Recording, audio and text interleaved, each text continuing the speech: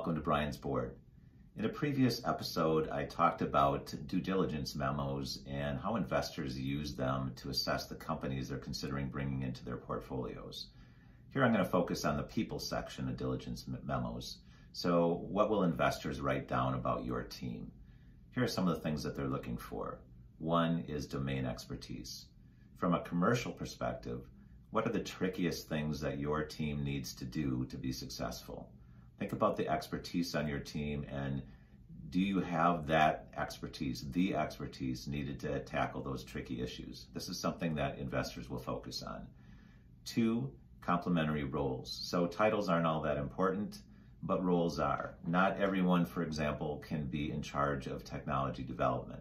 You might need someone who focuses on finance and someone who focuses on business development. And you should think about that beyond the founders. Think about that in terms of future hires. Three is founder dynamics. So a lot of investors won't take the risk of investing on solo founders. They'd rather invest in a few co-founders, and they like to know if those co-founders have worked together successfully and if they have decent chemistry.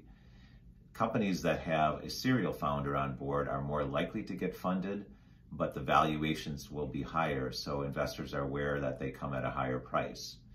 Coachability.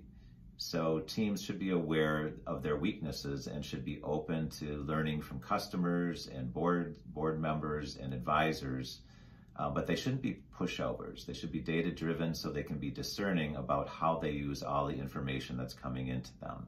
And five is team commitment. By the time you're out there looking for investment capital, the founders should have quit their day jobs and should be focusing their energy and their passion and their hustle on making the business successful.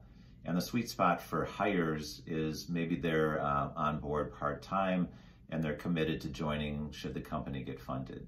Overall, investors are looking to see if you have a team that could thrive under the stress of a startup environment and a small business environment. So keep that in mind and think about how your team looks on the page of a diligence memo.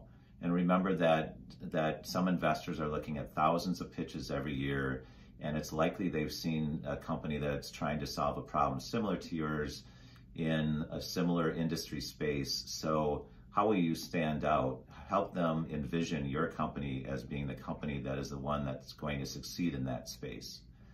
This has been Brian's Board with CTC.